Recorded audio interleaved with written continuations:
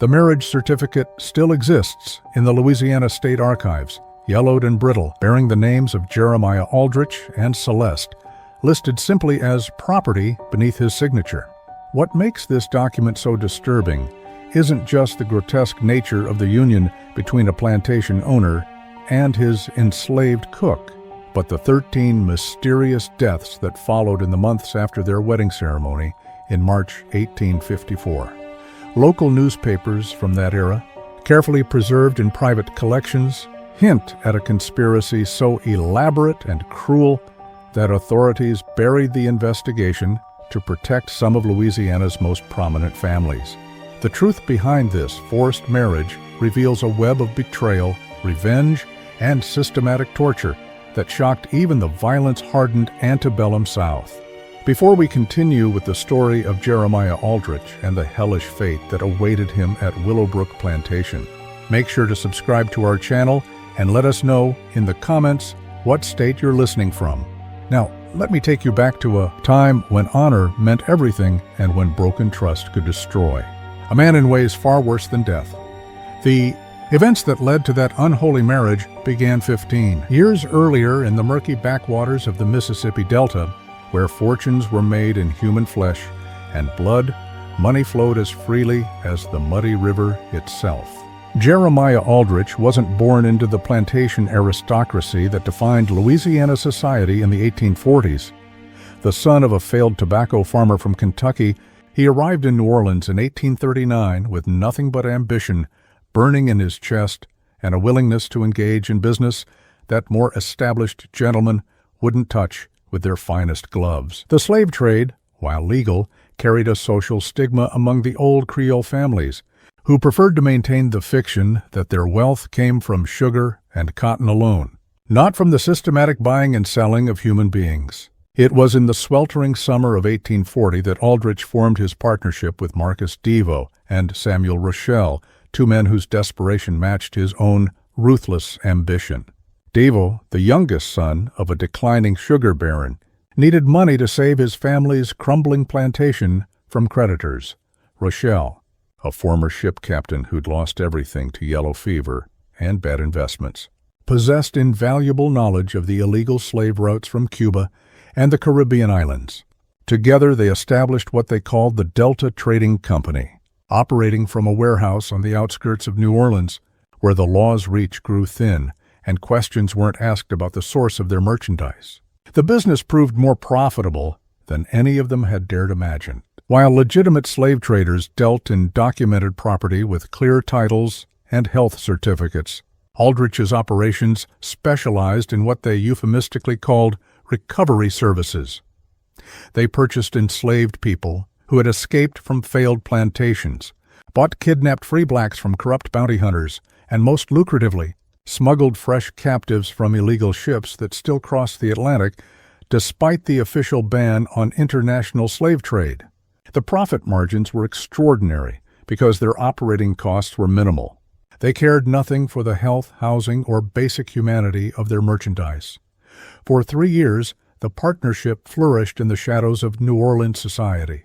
They reinvested their profits into legitimate businesses, buying respectability along with property. Devo saved his family's plantation and expanded it into one of the most productive sugar operations in St. Charles Parish. Rochelle purchased a fleet of riverboats and became a respected shipping magnate. Aldrich himself acquired Willowbrook Plantation, a modest but profitable cotton operation about 40 miles upriver from New Orleans, complete with a grand colonial mansion that announced his arrival into Louisiana's planter elite. But success bred carelessness, and carelessness attracted attention from people who mattered. In the spring of 1843, word reached them that federal marshals were investigating illegal slave trading operations along the Gulf Coast. Someone had been asking questions about their business, examining shipping records, and worst of all, interviewing some of their former merchandise who had managed to escape or gain freedom through other means. The three partners met in emergency session in Aldrich's new study at Willowbrook. Surrounded by leather-bound books he couldn't read and oil paintings of ancestors who weren't his own, the tension in that room was suffocating, as each man realized that their empire of human misery was about to collapse. Devo, always the most nervous of the three, suggested they should dissolve the partnership immediately and destroy all records of their transactions. Rochelle, with his sailor's pragmatism, argued for a more measured approach, shifting their assets offshore and waiting for the investigation to pass. But Aldrich had a different solution, one that revealed the true depths of his moral bankruptcy. He had already decided to eliminate his partners and steal their combined assets. But he needed a plan that would remove suspicion from himself while silencing the two men who knew enough to destroy him. The solution came to him with the cold clarity of pure evil. He would murder both men and arrange the scene to suggest they had killed each other in a dispute over money. With Devo and Rochelle dead, he would be the sole survivor of a tragic business disagreement, free to disappear the evidence of their illegal activities while keeping all their accumulated wealth for himself. The murder took place on a humid evening in June 1843 at the warehouse that had served as their base of operations for 3 years. Aldrich had arranged the meeting under the pretense of planning their exit strategy from the slave trading business. He chose the location carefully. The warehouse district was largely abandoned after sunset, and the building itself was scheduled for demolition the following month as the city expanded its commercial port facilities. Aldrich arrived early, concealing a loaded pistol in his coat and a razor-sharp skinning knife in his boot. His plan was brutally simple: shoot Devo first, then stage a knife fight with Rochelle that would end with both men dead and him claiming self-defense. He had even prepared false witnesses, 3 men he'd hired from the docks, who would swear they'd seen Devo and Rochelle arguing violently earlier that day over missing money from their accounts. When his partners arrived, they found Aldrich already seated at their usual planning table, a bottle of expensive whiskey and 3 glasses arranged between stacks of ledgers and shipping documents. The conversation began normally with Devo reviewing the legal threats they faced, and Rochelle outlining a plan to transfer their assets to banks in Havana, where American law couldn't reach them. But as the evening wore on and the whiskey flowed, Aldrich steered the discussion toward their accumulated wealth, specifically the location of the cash reserves they'd hidden in various banks and safe houses around New Orleans. It was Rochelle who first sensed something wrong. The old sailor's instincts, honed by years of dangerous voyages and violent ports, picked up on subtle changes in Aldrich's demeanor, the way his eyes never quite met theirs, how his hand kept drifting toward his coat pocket, the tension in his voice when he asked about their individual account numbers and security arrangements. When Rochelle suggested, they postponed the meeting and reconvened the following day with their lawyers present. Aldrich knew his window of opportunity was closing. The violence erupted with shocking suddenness. Aldrich drew his pistol and fired directly into Devo's chest before the younger man could react. The shot echoed through the empty warehouse like thunder, and Devo collapsed backward in his chair, blood spreading across his white shirt as his eyes went wide with shock and betrayal. But Rochelle, despite being caught off guard, proved more resilient than Aldrich had anticipated. The former sea captain overturned the heavy table between them and lunged forward with a broken whiskey bottle, slashing at Aldrich's face and opening a deep gash across his left cheek that would leave a permanent scar. What followed was a desperate struggle that lasted nearly 10 minutes, far longer than Aldrich had planned. Rochelle fought with the fury of a man who understood exactly what was happening and refused to die quietly. They crashed through crates of documents, scattered ledgers across the floor, and left blood trails on every surface as they grappled for control of the knife Aldrich had drawn from his boot. In the end, it was Rochelle's age that betrayed him. At 53, he simply couldn't match the younger man's strength and endurance. Aldrich finally managed to drive the blade deep into Rochelle's stomach, twisting it upward toward his heart, while the old sailor clawed desperately at his throat. But even as Rochelle died, he managed to gasp out words that would haunt Aldrich for the rest of his life. "My son knows everything. He'll come for you. When he's old enough, he'll make you pay." At the time, Aldrich dismissed these as the delusional ravings of a dying man. He had no idea that Marcus Devo's younger brother Philippe had been secretly documenting their illegal activities, or that Samuel Rochel's 17-year-old son, Henri, possessed detailed knowledge of every transaction, every contact, and every crime the Delta Trading Company had committed over 3 years of operation. Aldrich spent the next 4 hours methodically arranging the crime scene to support his planned story. He placed Devo's body in a position suggesting the man had been shot while reaching for a weapon, then positioned Rochelle nearby with a bloody knife in his hand and defensive wounds that implied a struggle between the two victims. He scattered money around the room to suggest a dispute over finances, damaged the office safe to imply a robbery gone wrong, and even inflicted additional wounds on his own hands and arms to support his claim of being an innocent bystander caught in their violent confrontation. The false witnesses performed exactly as paid, testifying to police that they had seen Devo and Rochelle arguing earlier that evening about missing partnership funds. A corrupt dock worker claimed he'd heard shouting from the warehouse around the time of the murders, followed by gunshots and the sounds of a violent struggle. Most crucially, Aldrich had prepared a convincing explanation for his presence at the scene. He claimed he'd arrived to mediate the dispute between his partners, only to walk into a deadly confrontation that left him fighting for his own life. The New Orleans police, overwhelmed by more pressing crimes and eager to close a case involving 3 relatively respectable businessmen, accepted Aldrich's version of events with minimal investigation. The official report concluded that Devo and Rochelle had killed each other in a business dispute, with Aldrich barely escaping the same fate. Within a week, the warehouse was demolished as planned, destroying any remaining physical evidence of the partnership's illegal activities. With his partners dead and their assets suddenly available for claiming, Aldrich moved quickly to consolidate his newfound wealth. He presented himself as the surviving partner of a legitimate shipping company, producing carefully forged documents that showed Devo and Rochelle had agreed to transfer their shares to him in the event of their deaths. Banks that had been suspicious of 3 unknown men conducting large cash transactions readily accepted the word of a single plantation owner with a documented history of successful cotton production. Over the following months, Aldrich systematically emptied every account, safe deposit box, and hidden cash reserve that had belonged to his murdered partners. He estimated the total value at nearly $40,000, a fortune that would be worth over $1 million in today's currency.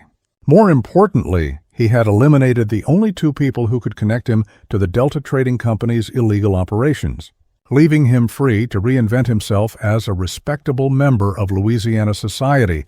But Aldrich had made a fatal miscalculation. In his obsessive focus on immediate threats and financial opportunities, he had completely ignored the families of the men he had murdered.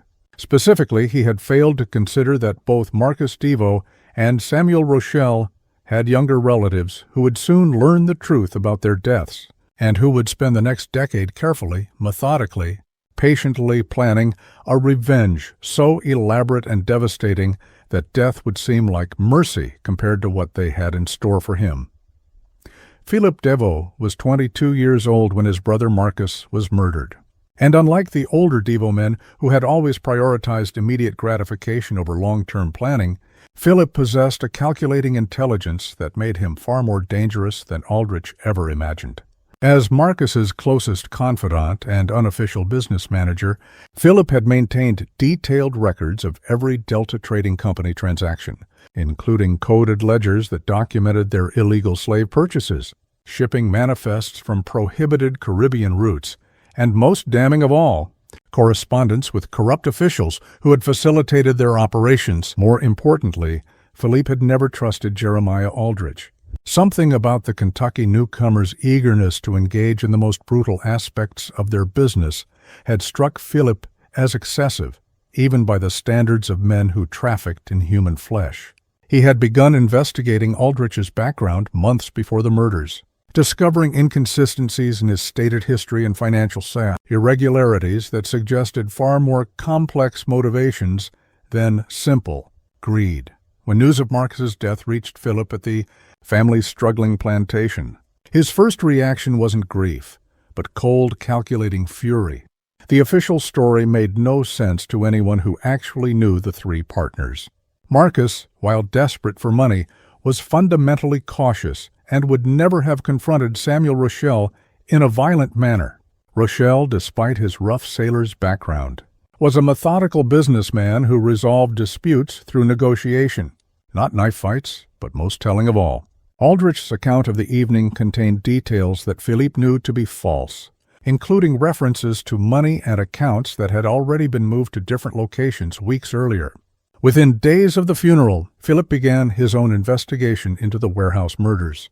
Using contacts from his brother's business network, he interviewed dock workers, examined shipping records, and even bribed police officers to review the official evidence. What he discovered confirmed his worst suspicions. The crime scene had been carefully staged. The witnesses had been paid to lie, and several crucial pieces of evidence had been deliberately overlooked or destroyed. Most importantly, he learned that Aldrich had begun accessing his murdered partner's financial assets within hours of their deaths, suggesting a level of preparation that contradicted his claim of being an innocent bystander. Meanwhile, Henri Rochelle was conducting his own investigation from a very different angle. At 24, Samuel's son possessed his father's maritime connections, but combined them with a formal education in law and business that made him uniquely qualified to trace the financial aspects of the murders. Henri had spent several years working in New Orleans banks and shipping companies, building relationships with clerks, managers, and officials who could provide information that Philippe's more direct approach might miss. Henri's investigation revealed the true scope of Aldrich's theft. By carefully examining bank records, shipping manifests, and property transfers, he documented how the murderer had systematically looted every asset belonging to the Delta Trading Company partnership. Henri calculated that Aldrich had stolen over $60,000 in cash, property, and business investments, wealth that represented years of illegal but profitable operations built on the suffering of hundreds of enslaved human beings. But what made Henri truly dangerous was his understanding of how Louisiana's financial and legal systems actually worked. Unlike Philippe, who was focused on proving Aldrich's guilt through direct evidence, Henri realized that a more effective approach would be to use Aldrich's own greed against him. Instead of seeking immediate justice through the corrupt court system, Henri began developing a plan to systematically destroy Aldrich's financial foundation, leaving him vulnerable to the same kind of betrayal and violence he had inflicted on others. The two young men met for the first time in the fall of 1844, more than a year after their relatives' murders. The meeting took place at a discreet restaurant in the French Quarter, where Philippe had arranged to share his evidence with Henri, in hopes of coordinating their individual investigations. What neither man expected was how perfectly their different skills and resources complemented each other, or how completely their shared desire for justice would consume the next decade of their lives.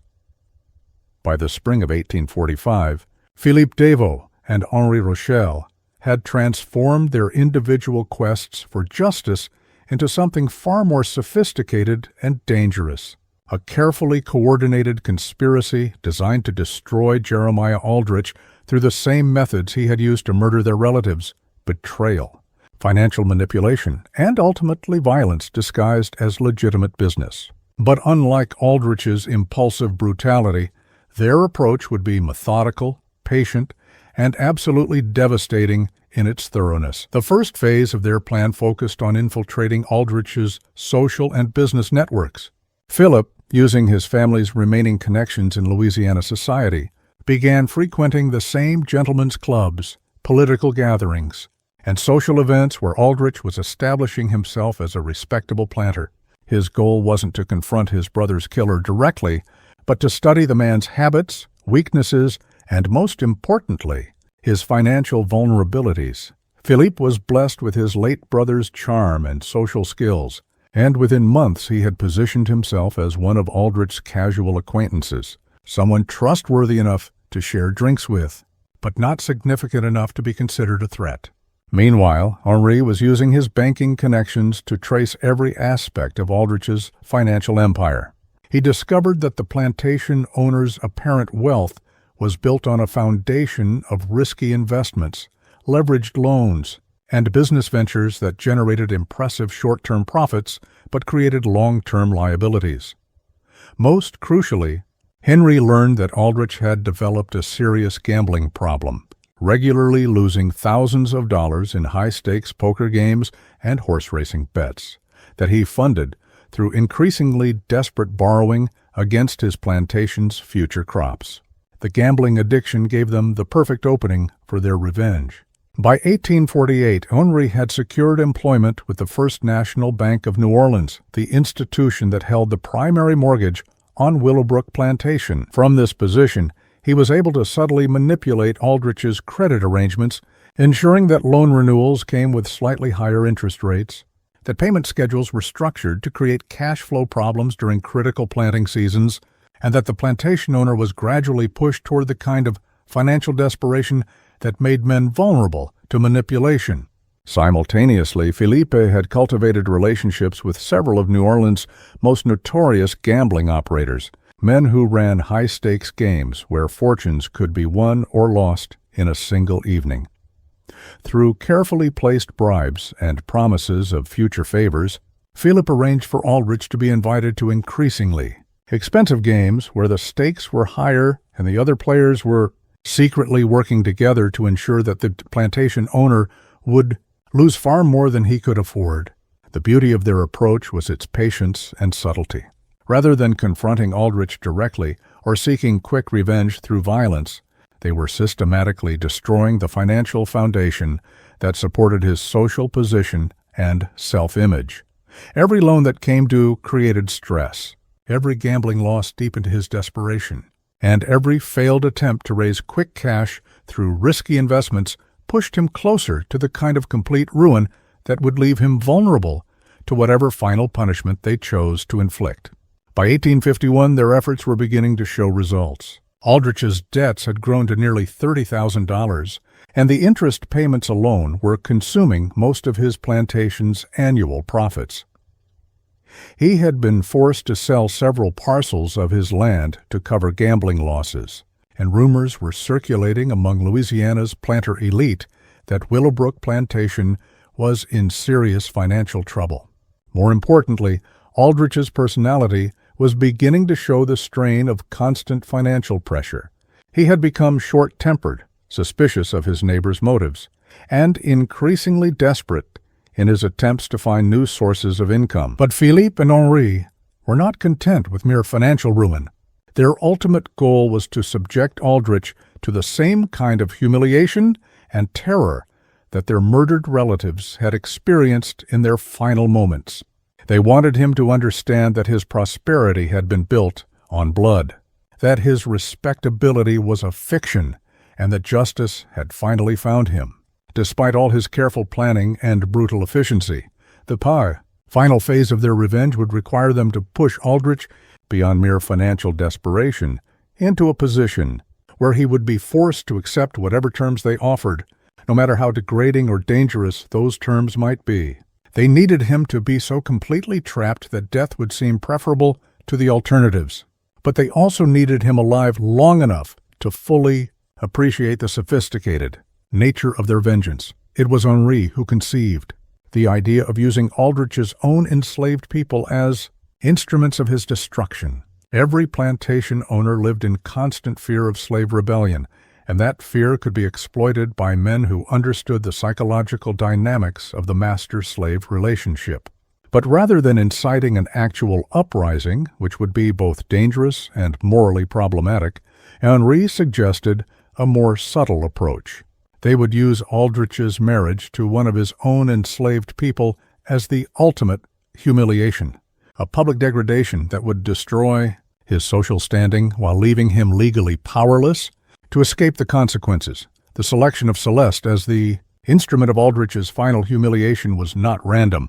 Philippe and Henri had spent months studying every person who lived and worked at Willowbrook Plantation, looking for someone whose forced marriage to their target would create the maximum possible social damage, while also providing them with a reliable means of controlling Aldrich's ultimate fate. Celeste met all their requirements perfectly, but for reasons that went far deeper than her physical appearance or social status. At 38 years old, Celeste was indeed a large woman, but her size was the least remarkable thing about her from Philippe and Henri's perspective. What made her invaluable to their plans was her intelligence, her complete loyalty to her own survival, and most importantly, her absolute hatred for Jeremiah Aldrich. Unlike many enslaved people who had learned to hide their true feelings behind masks of compliance, Celeste had never bothered to conceal her contempt for the man who owned her. She performed her duties as head cook efficiently and without complaint. But anyone who observed her carefully could see the cold fury that burned behind her eyes whenever Aldrich was present. Her hatred had deep roots.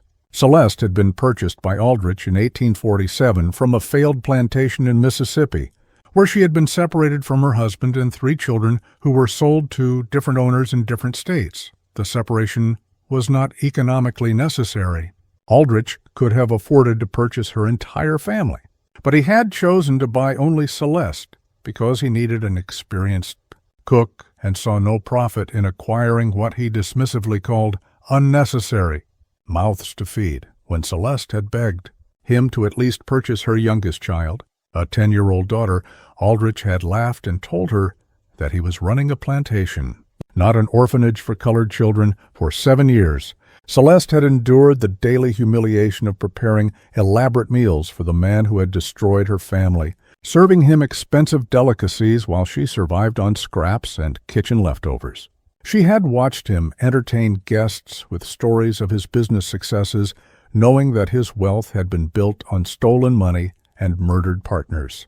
She had cleaned blood from his clothes when he returned from mysterious nighttime trips, and she had seen him burn documents and letters in the kitchen fireplace during his increasingly desperate attempts to hide evidence of his financial troubles. More importantly, Celeste had gradually accumulated detailed knowledge of Aldrich's daily routines, his personal habits, his health problems, and his growing paranoia about potential threats from creditors and business rivals.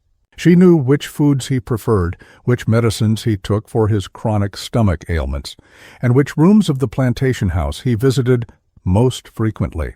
This knowledge made her a perfect potential ally for anyone seeking to manipulate or harm her owner.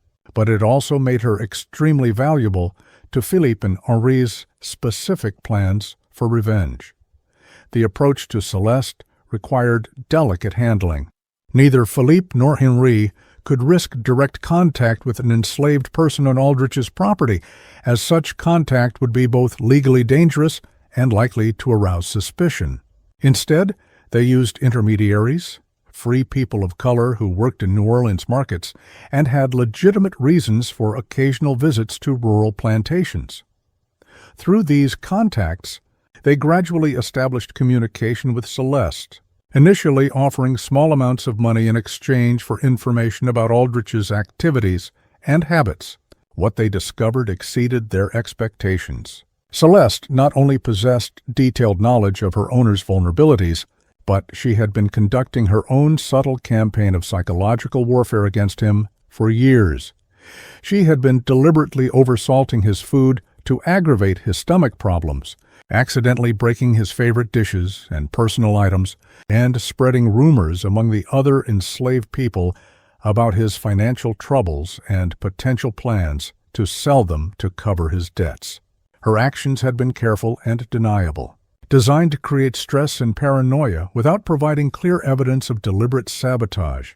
When Philippe and Henri finally revealed their true identities and their plans for Aldrich's destruction, Celeste's response was immediate and unequivocal. She would do whatever was necessary to help them destroy the man who had murdered their relatives and ruined her own life. The only condition she demanded was that her cooperation be rewarded with freedom and safe passage to Canada, where she hoped to eventually locate her surviving children. Filippo and Henri agreed immediately, recognizing that they had found not just a tool for their revenge, but a partner whose personal motivations aligned perfectly with their own quest for justice. The final details of their plan took shape over several months of careful coordination. Aldrich would be pushed into complete financial ruin through a series of manipulated gambling losses and called loans, leaving him vulnerable to an offer he could not refuse: marry Celeste in a legal ceremony or face immediate death at the hands of his creditors. The marriage would destroy his social standing and provide Philippe and Henri with legal access to his property through their control of his wife. Most importantly, it would place Celeste in a position where she could gradually poison Aldrich over several months, causing him to suffer the same slow, agonizing death that their murdered relatives had experienced. But the plan required one more crucial element: timing. They needed to ensure that Aldrich's financial collapse coincided with a period when he would be isolated from potential allies and unable to seek help from law enforcement or political connections. The opportunity came in early 1854 when Henri learned that Aldrich was planning to attend a high-stakes gambling tournament in New Orleans, hoping to win enough money to save his plantation from foreclosure. It would be the perfect moment to spring their trap, when Aldrich would be desperate enough to accept any terms that offered hope of survival, no matter how degrading those terms might prove to be. The gambling den where Jeremiah Aldrich would meet his fate was located in a converted warehouse near the New Orleans waterfront, a place where the city's most desperate and dangerous men gathered to risk everything on the turn of a card or the roll of dice. The February evening in 1854, when Aldrich arrived, was particularly humid and oppressive, with fog rolling off the Mississippi River to shroud the streets in a gray mist that seemed to muffle sound and blur the boundaries between reality and nightmare. Aldrich entered the den carrying a leather satchel containing $8,000, nearly every liquid asset he could scrape together through the sale of slaves, equipment, and personal property from Willowbrook Plantation. It represented his last desperate attempt to win enough money to satisfy his creditors and save his plantation from foreclosure. What he didn't know was that Philippe Deveau and Henri Rochelle had been carefully orchestrating this moment for months, ensuring that every other player at the high-stakes table would be working together to strip him of his remaining wealth. The game was 5-card stud poker, played with stakes that started at $500 per hand and escalated quickly as the evening progressed. Aldrich initially experienced moderate success, winning enough smaller pots to believe that his luck might finally be changing. But as the stakes increased and the alcohol flowed more freely, he began making increasingly reckless bets, driven by a combination of desperation and the false confidence that came from his early wins. By midnight, Aldrich had lost more than half of his stake, but he continued playing with the desperate intensity of a man who understood that this was literally his last chance to save himself from complete ruin. The other players, following Philippe's careful instructions, allowed him to win occasional hands to keep him at the table, but gradually increased the pressure until he was betting amounts that represented his entire remaining fortune on single draws of cards. The final hand began just after 2 a.m, when the fog outside had grown so thick that the gaslight from the street lamps barely penetrated the warehouse windows. Aldrich was dealt what appeared to be a strong hand, a pair of kings, showing with the possibility of a full house if the hidden cards fell correctly.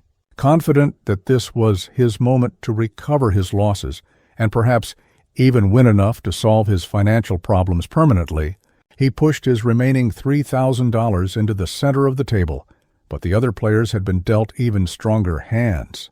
And more importantly, they had been coordinating their bets to ensure that the final pot would be large enough to completely bankrupt Aldrich while leaving him with debts far exceeding anything he could possibly repay.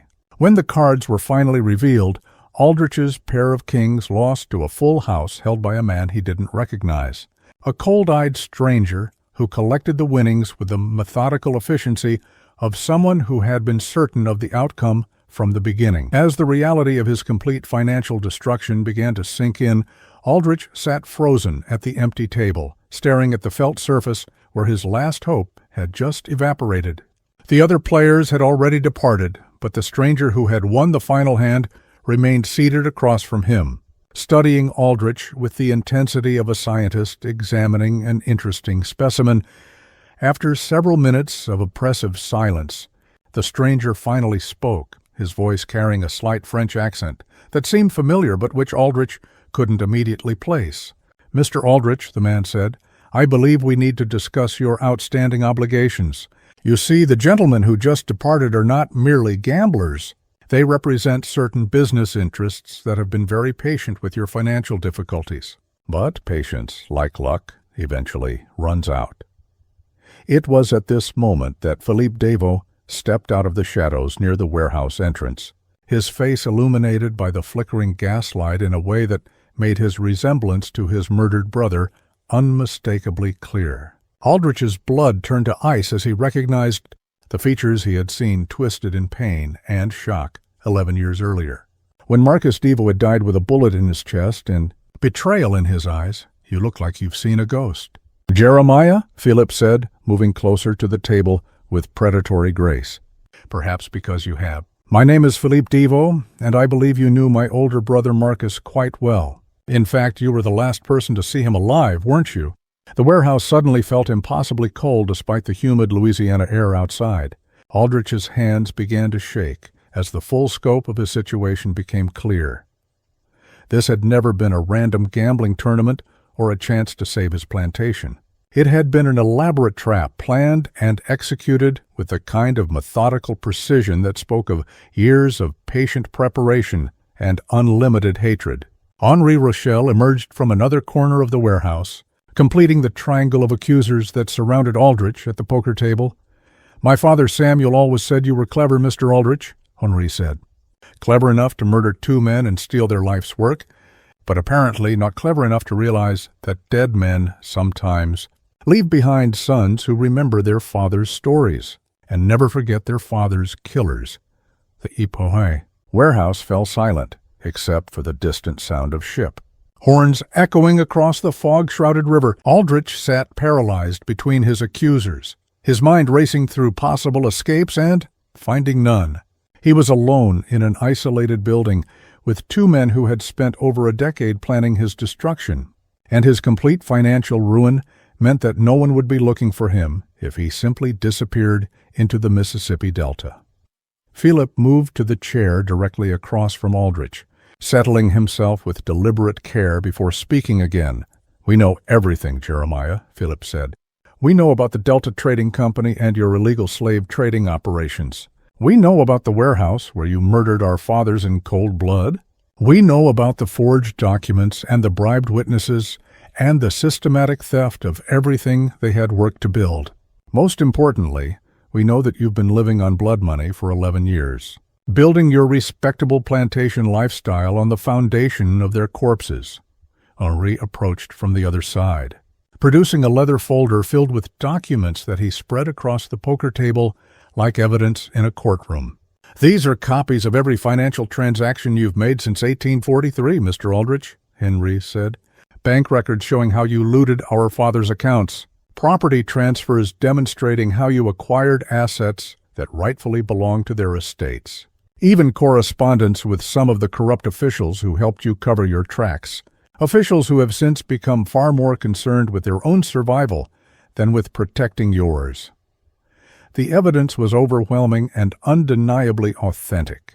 Aldrich recognized documents he thought had been destroyed years ago, financial records that could only have been obtained through extensive investigation and careful bribes, and most damning of all, sworn statements from people who had witnessed various aspects of his crimes but had remained silent until now. Philippe and Henri had built a case that would not only prove his guilt in any court of law, but would also implicate dozens of other prominent Louisiana citizens who had unknowingly helped him launder his stolen wealth. "The question now," Philippe continued, "is what we intend to do with this information. We could turn it over to federal authorities who would be very interested in prosecuting not only you, but everyone who helped you integrate stolen money into Louisiana's banking system. Or we could arrange for certain parties in New Orleans to learn that you've been operating under false pretenses for over a decade, living a lie built on the murder of their business associates and friends. I suspect that either approach would result in your death, probably preceded by considerable unpleasantness, Aldrich finally found his voice, though it came out as little more than a whisper. "What do you want?" "Money. I can get money." "My plantation is worth—" "Your plantation is worthless," Henry interrupted.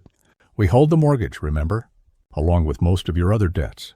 We've been systematically acquiring your obligations for years, Mr. Aldrich.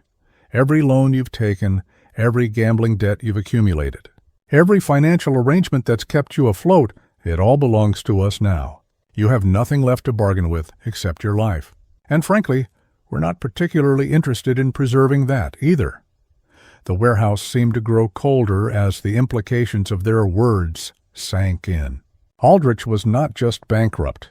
He was completely at their mercy, dependent on their whims for his continued existence. Everything he had built, every comfort he had enjoyed, every aspect of the respectable life he had constructed had been systematically stripped away by the sons of the men he had murdered. "But there is, however, one alternative," Philippe said, his voice taking on a tone of mock consideration. "One way you might be permitted to continue breathing, at least for a while longer. It would require a certain sacrifice of dignity on your part, a public acknowledgment of your true nature, and a demonstration of your complete submission to our authority." Henry smiled with the cold satisfaction of a man who was about to reveal the culmination of years of careful planning. "You're going to marry one of your slaves, Jeremiah," Henry said, "publicly, legally, and permanently. You're going to stand before God and Louisiana society and take your cook, Celeste, as your lawful, wedded wife. You're going to live as her husband, sleep in the same bed, and present yourself to your neighbors as a man who chose to marry his own property." The suggestion was so grotesque, so completely beyond the boundaries of acceptable behavior in antebellum Louisiana society that Aldrich initially couldn't process what he was hearing. Marriage between a white plantation owner and an enslaved person wasn't just socially unacceptable.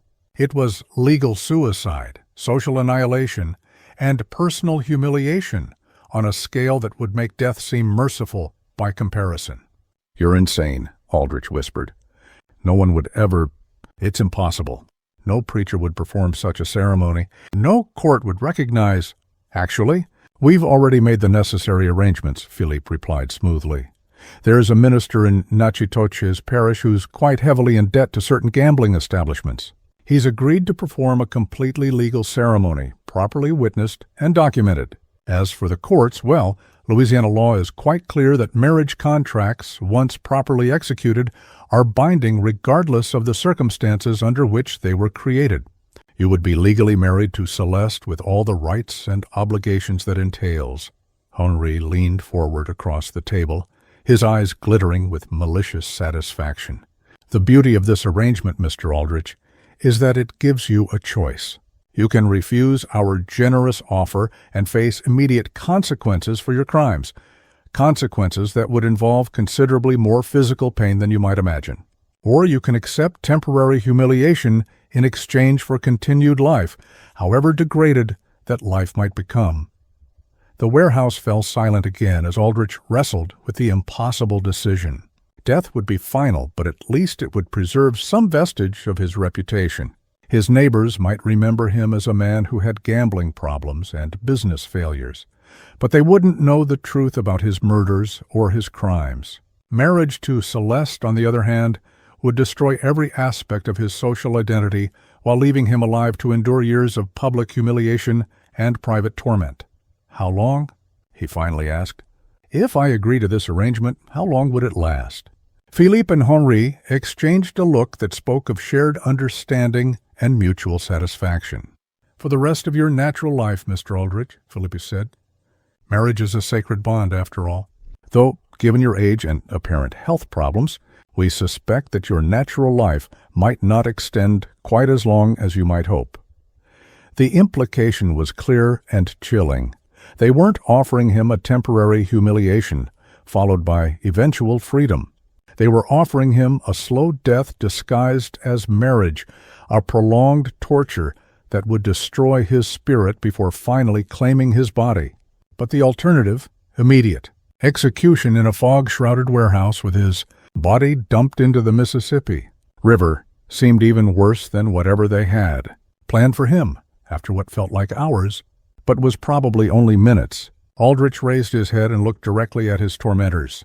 "If I agree to this marriage, what guarantee do I have that you won't simply kill me anyway?" "None whatsoever," Henri replied with brutal honesty. "But you do have our word that your death, when it comes, will be considerably more pleasant than what we had originally planned. Think of the marriage as an opportunity to demonstrate good behavior. Compliance will be rewarded with kindness. Resistance will be punished with creativity." Philip produced a document from his coat pocket and placed it on the table beside the evidence of Aldrich's crimes. "This is a marriage contract, properly prepared and ready for your signature. The ceremony is scheduled for tomorrow evening at Willowbrook Plantation, where all your neighbors and business associates will be invited to witness your voluntary union with Celeste. They've been told that you've experienced a religious conversion and wish to demonstrate your commitment to Christian charity by elevating one of your slaves to the status of wife. The final humiliation was the requirement that he present the marriage as his own choice, a voluntary act of Christian benevolence, rather than the forced degradation it actually represented. His neighbors would think him eccentric, possibly insane, but they would also believe that he had chosen this path of his own free will.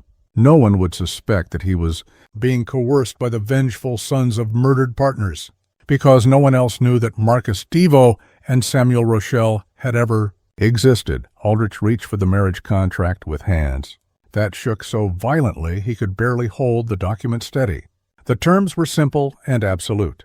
He would marry Celeste in a legal ceremony, live with her as husband and wife, and provide for her welfare as he would any spouse. In exchange, his creditors would refrain from immediate collection of his debts and would allow him to continue operating Willowbrook Plantation under their oversight. He signed his name to the contract that would destroy his life. Aldrich tried to convince himself that he might find some way to escape this trap once he had bought time through compliance.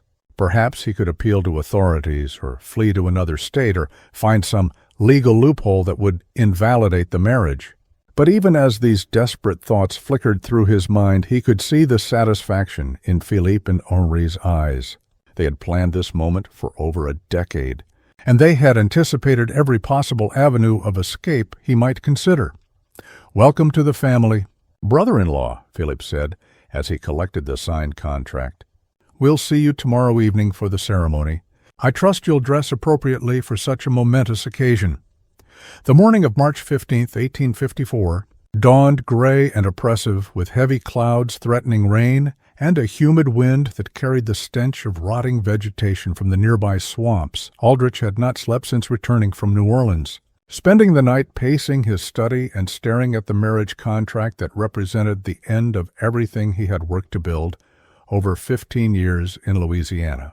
Celeste had been informed of the arrangement through intermediaries, though she pretended surprise when Aldrich awkwardly attempted to explain the situation. During breakfast, she listened to his stammering account of financial difficulties and social obligations with the kind of patient attention that a parent might show to a child confessing minor misbehavior. When he finished his pathetic explanation, she simply nodded and said, "Yes, Master Aldrich, I understand. I'll prepare myself for the ceremony." The calm acceptance in her voice terrified him more than anger or resistance would have. It suggested a level of preparation and coordination that implied she had known about the plan long before he had been forced to agree to it. As he watched her move efficiently around the kitchen, preparing what would be their last meal as master and slave, Aldrich began to realize that his tormentors had been far more thorough in their planning than he had initially understood. Throughout the day, neighbors and acquaintances arrived at Willowbrook Plantation, drawn by invitations that Philippe and Henri had sent in Aldrich's name. The guests were told that they were witnessing a remarkable demonstration of Christian charity, as their neighbor had decided to honor one of his most faithful servants by offering her the protection and dignity of marriage. Most arrived expecting to see some sort of elaborate joke, or perhaps evidence that Aldrich had finally succumbed to the mental instability that his recent financial troubles seemed to suggest. What they found instead was a properly organized wedding ceremony, complete with decorations, refreshments, and a nervous groom who seemed genuinely committed to the bizarre proceedings. Aldrich had dressed in his finest clothes, as Philippe had suggested, and he played his role with the desperate conviction of a man who understood that his survival depended on a convincing performance. When guests asked about his unusual decision, he repeated the explanation about religious conversion and Christian duty with enough apparent sincerity that most accepted it as the eccentric choice of a man under considerable stress. Celeste appeared for the ceremony, dressed in a simple but elegant gown that someone had provided for the occasion. At 38, she was indeed a large woman, but she carried herself with dignity and composure that impressed even the skeptical guests. More importantly, she seemed genuinely pleased by the attention and respect she was receiving, smiling graciously at the assembled crowd and thanking them for witnessing what she called the most important day of my life. The minister from Natchitoches parish performed the ceremony with professional efficiency, reading the traditional vows and asking for the appropriate responses from both bride and groom. When he reached the part about speaking now or forever holding your peace, several guests shifted uncomfortably, but no one was brave enough to challenge what appeared to be a legal and voluntary union between consenting adults. Aldrich's voice barely carried beyond the first row of witnesses when he spoke his vows, but Celeste's responses were clear and confident. She promised to love, honor, and obey her new husband with the kind of conviction that made the ceremony seem almost normal, as if marriages between plantation owners and their former slaves were commonplace events in Louisiana society. The most disturbing moment came when the minister pronounced them husband and wife, and instructed Aldrich to kiss his bride. The plantation owner's face went pale as he leaned forward to fulfill this final requirement, and for a moment it seemed as though he might collapse entirely. But Celeste steadied him with surprising gentleness, rising on her toes to meet his lips in a brief, chaste kiss that sealed their legal union and began the final phase of his destruction. As the guests departed, most shaking their heads in bewilderment at what they had witnessed, Aldrich found himself alone with his new wife in the plantation house that had once represented his successful integration into Louisiana society. The building suddenly felt foreign and threatening, as if the marriage ceremony had transformed familiar rooms into alien spaces where he no longer belonged. Celeste moved through the house with the confidence of someone who understood that the power dynamic had shifted permanently. She began rearranging furniture and personal belongings with casual authority, making changes that emphasized her new status as mistress of the household. When Aldrich attempted to protest one of her decisions, she fixed him with a stare that contained years of accumulated hatred and quietly said, "We're married now, Jeremiah. Husband and wife partners. I think it's time we started acting like it, don't you?" That first night, as they lay in the same bed that had once been his private sanctuary, Aldrich understood that his tormentors had devised a punishment far more sophisticated than simple death. They had trapped him in a daily reminder of his powerlessness, surrounded him with the constant presence of someone who knew exactly what he had done and exactly what he deserved. Every meal she cooked, every word she spoke, every gesture of apparent affection would be a calculated reminder that his comfortable life had been built on blood and theft. But the true horror was yet to come. As Aldrich would soon discover, the marriage was not the culmination of Philippe and Henri's revenge. It was merely the beginning of a slow, methodical destruction that would make his final moments in that warehouse seem merciful by comparison. The first month of marriage passed with deceptive normality as Celeste settled into her new role with an efficiency that impressed even Aldrich's remaining neighbors.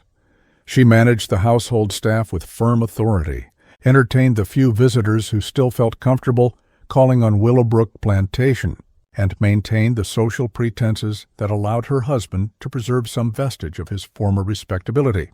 To outside observers, the unlikely marriage appeared to be functioning as well as any conventional union in rural Louisiana. But Aldrich was beginning to notice subtle changes in his daily routine that filled him with growing unease. His breakfast coffee had developed a slightly bitter aftertaste that he couldn't identify. Despite being prepared with the same beans and methods Celeste had used for years, his evening meals, while expertly prepared and beautifully presented, left him feeling vaguely nauseated and unusually tired. Most disturbing of all, he had begun experiencing headaches and episodes of dizziness that seemed to worsen whenever he spent extended time in his wife's company. Initially, he attributed these symptoms to stress and the emotional toll of his degraded circumstances.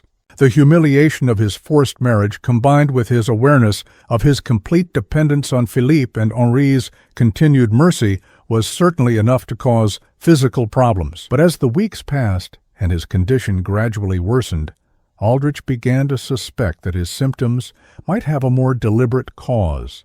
His suspicions were confirmed during a conversation with Dr. Hamilton Warren, Willowbrook's longtime physician, who had come to examine Aldrich after he collapsed during a business meeting with potential cotton buyers.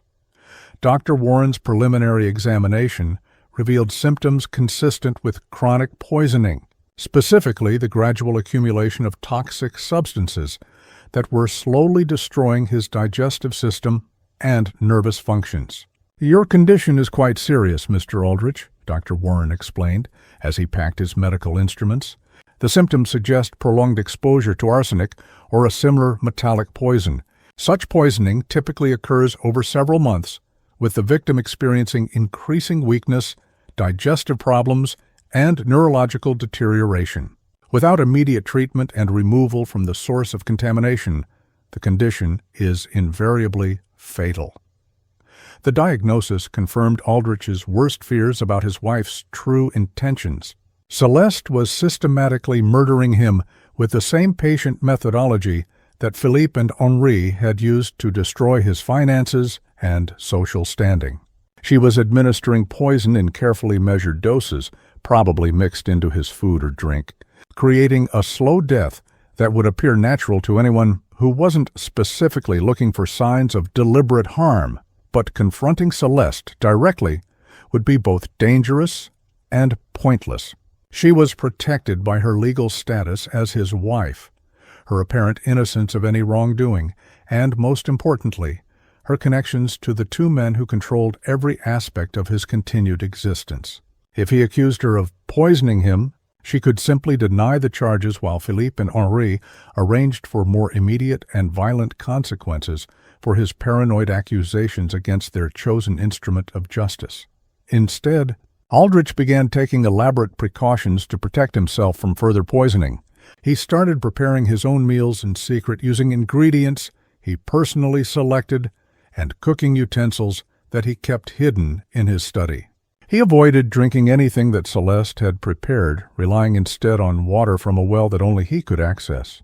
Most importantly, he began sleeping in a locked guest room rather than sharing the marital bed where his wife might have opportunities to administer poison while he was unconscious. These defensive measures provided temporary relief from his symptoms, but they also created new problems that threatened to expose his growing paranoia to outside observers. Neighbors who visited Willowbrook Plantation began commenting on his gaunt appearance, his nervous behavior, and his obvious reluctance to eat or drink anything in his wife's presence. Word spread throughout the parish that Jeremiah Aldrich was displaying signs of mental instability, possibly as a result of the stress associated with his unusual marriage. Celeste played her role in this psychological campaign with masterful skill. When guests expressed concern about her husband's behavior, she responded with the kind of patient worry that a devoted wife might show for a beloved spouse who was suffering from illness or mental disturbance.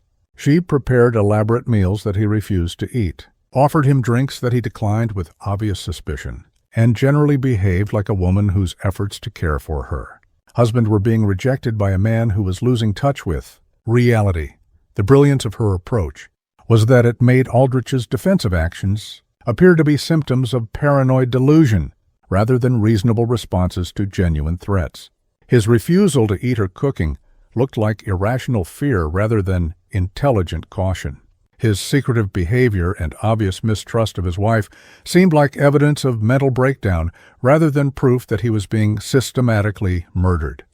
Most devastatingly, his attempts to explain the situation to Dr. Warren and other trusted associates were dismissed as the ravings of a man who had been driven insane by financial stress and social humiliation. No one could believe that a recently enslaved woman would be capable of conceiving and executing such a sophisticated murder plot, or that she would have the knowledge and resources necessary to obtain and administer exotic poisons over an extended period. By late spring of 1854, Aldrich found himself trapped in a nightmare scenario where his accurate understanding of his wife's murderous intentions had been transformed into evidence of his own mental instability. He was being slowly killed by a woman he was legally bound to live with, while his every attempt to protect himself or seek help was interpreted as proof that he was losing his mind. But the psychological torture was far from over. Philippe and Henri had designed their revenge to include not just physical suffering but complete social isolation and the gradual destruction of every relationship Aldrich had maintained during his years of apparent respectability. They wanted him to die alone, friendless, and utterly convinced that justice had finally caught up with him despite all his careful planning and brutal efficiency. The truth about his situation was revealed to Aldrich in the most cruel and methodical way possible during a dinner party that Celeste had organized to celebrate their 3-month wedding anniversary. She had invited several of their remaining neighbors, along with Dr. Warren and other prominent members of local society who had maintained cordial relationships with the plantation despite the unusual circumstances of the marriage. Aldrich had spent the day preparing for the evening with his customary paranoia, secretly eating beforehand and planning to avoid consuming anything his wife had prepared. But when the guests arrived, Celeste announced that she had prepared a special surprise for the occasion, a bottle of wine that had supposedly been aging in the plantation cellar since before their marriage, which she wanted to open as a symbolic toast to their future together. The wine was presented with great ceremony, opened in front of all the guests to demonstrate that it hadn't been tampered with, and poured into glasses that had been cleaned and prepared in full view of everyone present. When Celeste proposed a toast to their marriage and their hopes for many more years together, Aldrich found himself unable to refuse without appearing completely insane to his assembled neighbors. As he raised the glass to his lips, Aldrich caught sight of his wife's eyes across the dinner table. For just a moment her mask of devoted affection slipped, and he saw the cold satisfaction of someone who was about to achieve a long-anticipated victory. But by then it was too late to avoid drinking the wine, and he could only hope that whatever poison she had used would work quickly enough to spare him prolonged suffering. The effects began within minutes of consuming the wine. Aldrich experienced severe stomach cramps, followed by difficulty breathing and a sensation of burning in his throat and chest. As he collapsed at the dinner table, gasping for air and clutching his stomach, the assembled guests assumed they were witnessing the final breakdown of a man who had been slowly losing his mind for months. Dr. Warren immediately began examining Aldrich, but his efforts were hampered by what appeared to be hysterical interference from Celeste. She threw herself across her husband's body, sobbing and begging the doctor to save him, while simultaneously making it impossible for Warren to provide effective medical treatment.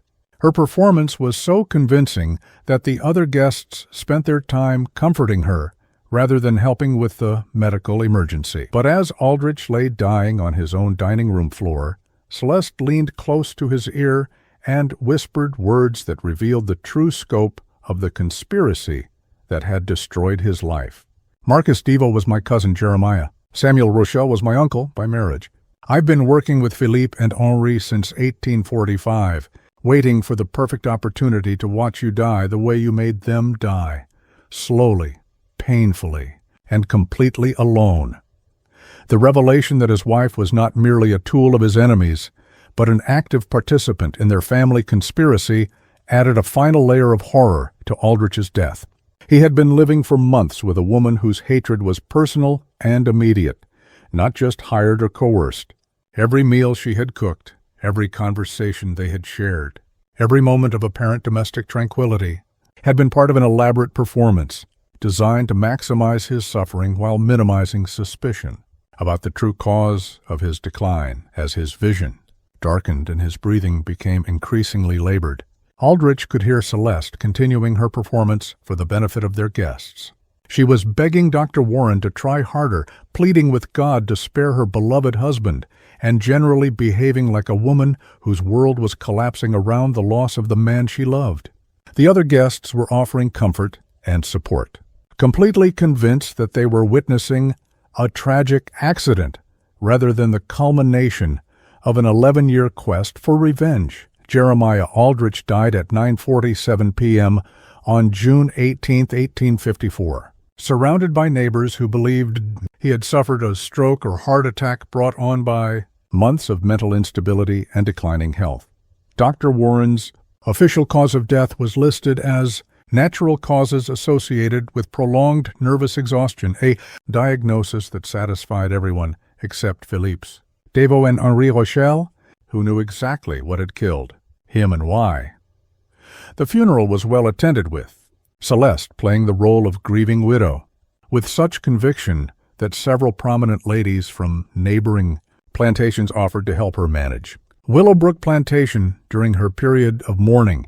No one suspected that the tearful woman at the graveside was actually celebrating the successful completion of the most elaborate murder plot in Louisiana history. But the story didn't end with Aldrich's death. Philippe and Henri had planned for every contingency, including the disposition of his property and the fate of his widow. As Aldrich's legal heir, Celeste inherited Willowbrook Plantation along with all its debts and obligations, debts that, as they quickly reminded her, were now owed to them as representatives of various financial institutions. But as Aldrich lay dying on his own dining room floor, Celeste leaned close to his ear and whispered words that revealed the true scope of the conspiracy that had destroyed his life. Marcus Devo was my cousin Jeremiah. Samuel Rochelle was my uncle by marriage. I've been working with Philippe and Henri since 1845, waiting for the perfect opportunity to watch you die the way you made them die, slowly, painfully, and completely alone. The revelation that his wife was not merely a tool of his enemies, but an active participant in their family conspiracy added a final layer of horror to Aldrich's death. He had been living for months with a woman whose hatred was personal and immediate, not just hired or coerced. Every meal she had cooked, every conversation they had shared, every moment of apparent domestic tranquility had been part of an elaborate performance designed to maximize his suffering while minimizing suspicion about the true cause of his decline. As his vision darkened and his breathing became increasingly labored, Aldrich could hear Celeste continuing her performance for the benefit of their guests. She was begging Dr. Warren to try harder, pleading with God to spare her beloved husband, and generally behaving like a woman whose world was collapsing around the loss of the man she loved. The other guests were offering comfort and support, completely convinced that they were witnessing a tragic accident rather than the culmination of an 11-year quest for revenge. Jeremiah Aldrich died at 9:47 p.m. on June 18, 1854, surrounded by neighbors who believed he had suffered a stroke or heart attack brought on by months of mental instability and declining health. Dr. Warren's official cause of death was listed as natural causes associated with prolonged nervous exhaustion, a diagnosis that satisfied everyone except Philippe's. Devo and Henri Rochelle, who knew exactly what had killed him and why. The funeral was well attended with, Celeste playing the role of grieving widow, with such conviction that several prominent ladies from neighboring plantations offered to help her manage Willowbrook Plantation during her period of mourning. No one suspected that the tearful woman at the graveside was actually celebrating the successful completion of the most elaborate murder plot in Louisiana history. But the story didn't end with Aldrich's death. Philippe and Henri had planned for every contingency, including the disposition of his property and the fate of his widow. As Aldrich's legal heir, Celeste inherited Willowbrook Plantation along with all its debts and obligations, debts that, as they quickly reminded her, were now owed to them as representatives of various financial institutions. Within a month of the funeral, Celeste had signed documents transferring ownership of the plantation to Philippe and Henri in exchange for forgiveness of the outstanding debts. She then disappeared from Louisiana entirely, presumably heading north with enough money to start a new life as a free woman in a place where no one knew her history as either a slave or a murderess.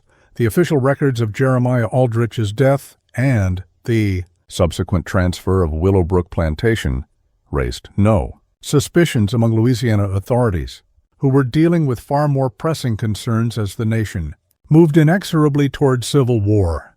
The story of the plantation owner who had married his slave and then died of natural causes became a minor footnote in local history, occasionally mentioned as an example of the eccentric behavior that financial stress could produce in otherwise respectable men. But among certain families in New Orleans and the surrounding parishes, a different version of the story circulated quietly for generations. This version spoke of a conspiracy so elaborate and patient that it had taken 11 years to reach completion, of a justice so perfectly calibrated that the punishment had matched the crime in both duration and suffering. Most importantly, it served as a warning about the dangers of betraying business partners, especially when those partners had relatives intelligent enough and ruthless enough to spend a decade planning the perfect revenge. Philippe Deveau and Henri Rochelle had achieved something remarkable in the context of antebellum Southern society. They had successfully prosecuted a murder case that no court would have touched, executed a death sentence that no judge would have imposed, and done it all through methods that left no evidence of their involvement. Their success had required patience, intelligence, financial resources, and most importantly, a complete understanding of how Louisiana's social and legal systems actually functioned. The transformation of Willowbrook Plantation after Aldrich's death provided the final evidence of how thoroughly Philippe and Henri had planned their revenge.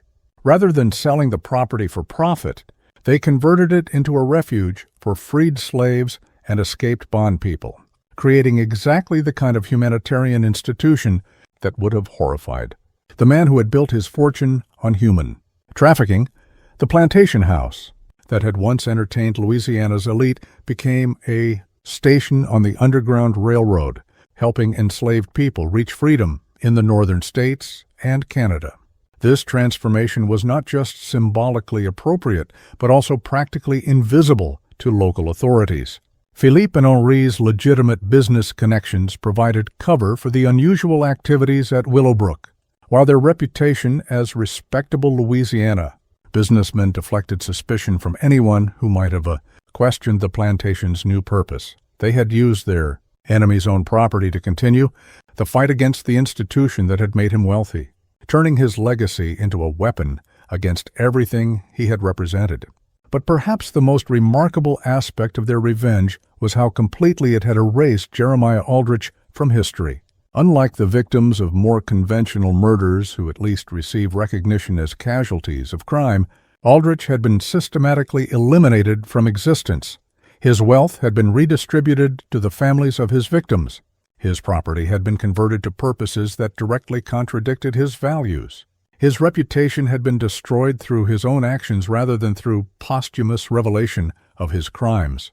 Most importantly, the manner of his death had been designed to ensure that no one would remember him as anything more than a failed plantation owner who had made poor financial decisions and married unwisely. There would be no monuments to his memory, no family line to preserve his name, and no historical record of his actual accomplishments or crimes. He had been deleted from Louisiana history as thoroughly as if he had never existed at all. This mystery shows us that justice sometimes operates outside the boundaries of legal institutions, particularly in societies where those institutions are designed to protect the powerful at the expense of the vulnerable. What do you think of this story? Do you believe everything was revealed? Leave your comment below. If you enjoyed this tale and want more horror stories like this, subscribe, hit the notification bell, and share with someone who loves mysteries. See you in the next video.